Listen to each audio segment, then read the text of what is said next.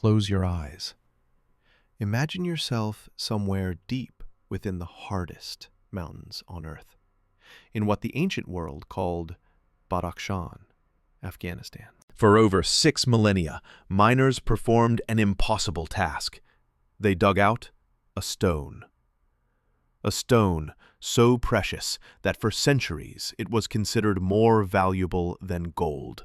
Not diamond, not ruby, but a substance colored like the deep night sky, dusted with countless tiny golden stars. It is called Lapis Lazuli. Today we will revive the 6,000-year journey of this stone.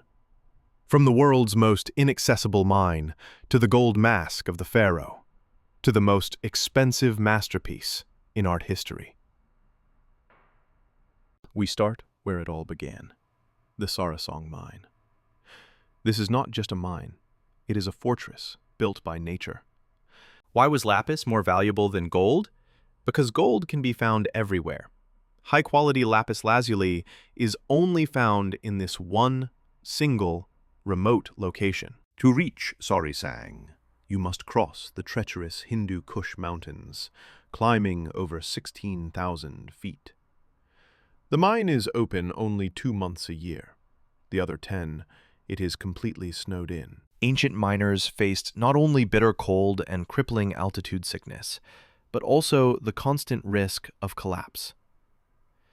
Every single stone taken from here was exchanged for blood and sacrifice. This geographical conflict made the stone a political and religious cornerstone, a material vital for pharaohs, yet buried in a place thousands of miles away, virtually unreachable. To get lapis from Afghanistan to Mesopotamia and then to the legendary Egypt, a supply chain had to be forged.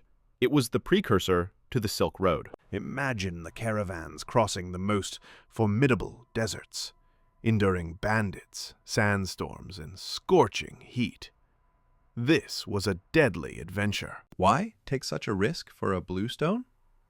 Because in Egypt, lapis was not just jewelry, it was a ticket to heaven. Egyptians believed the deep blue of lapis lazuli was the color of the heavens. The golden specks represented the stars and the souls of the gods. The clearest proof of lapis's power is found in the tomb of Pharaoh Tutankhamun. His solid gold mask was not entirely gold.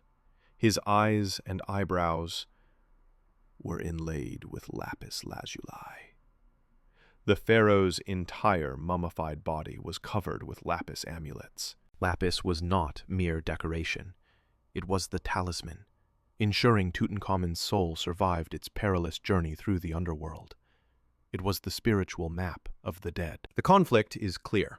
A great civilization like Egypt, with all its gold and military might, was totally reliant on miners and traders 2,000 miles away, just to secure the stone necessary for the eternal life of their king. But the power of lapis lazuli didn't stop at jewelry. Its true value lay in another form: powder. When lapis was crushed and processed through an intensely difficult and costly procedure, it created what we call ultramarine, the blue pigment. Curious, ultramarine, literally translated, means beyond the sea. The name itself speaks of its rarity and value. It was the most expensive pigment in the entire ancient and medieval world. Why did artists and the church pay a price higher than gold for a simple shade of blue? Because ultramarine had a unique property. When mixed with oil, it did not fade under light. It maintained its brilliance, purity, and the depth of the sky. It was truly the color of God. Look at any famous painting of the Virgin Mary from the Renaissance. Her robe is almost always painted with ultramarine. Due to its extreme cost, ultramarine was reserved only for painting the most important figures in religious art. But not everyone could afford it. The greatest conflict was that even masters like Michelangelo could not access ultramarine easily. They had to use cheaper fading blues and often required formal permission from their patrons just to use a small amount of this powder. Lapis became a target for looting. Wars, pirates, and the collapse of trade routes made the supply extremely scarce. And when ancient cities fell, the lapis lazuli hidden in temples and tombs was plundered and vanished. This loss is the driving force for us today to revive its story. And that era is over. Today we can synthesize blue easily. But the story of lapis lazuli still offers a deep sense of emotional payoff. Human resilience triumphed over geographical adversity.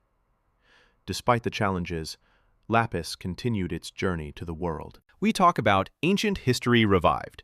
How do we revive a 6,000-year-old stone? We use artificial intelligence. By scanning and recreating the pure lapis blue from ancient artifacts, we can use AI to render perfect 3D models of Tutankhamun or Egyptian temples. AI helps us finally understand the brilliance the ancients truly saw. We can see the depth, the shine of ultramarine, which time had faded from the original paintings. It is the intersection of 6,000 years of history and the most advanced technology of the 21st century. So, what is lapis lazuli really? It is a reminder of what humans are willing to sacrifice for beauty and immortality. Every time you see that deep blue color, remember, it is not just a pigment. It is a story of thousands of years of sacrifice, a deadly trade route, and the pharaoh's dream of heaven. We hope you enjoyed this journey. If you want us to revive another ancient story, let us know in the comments below. Don't forget to like, share, and subscribe for more legends from ancient history revived.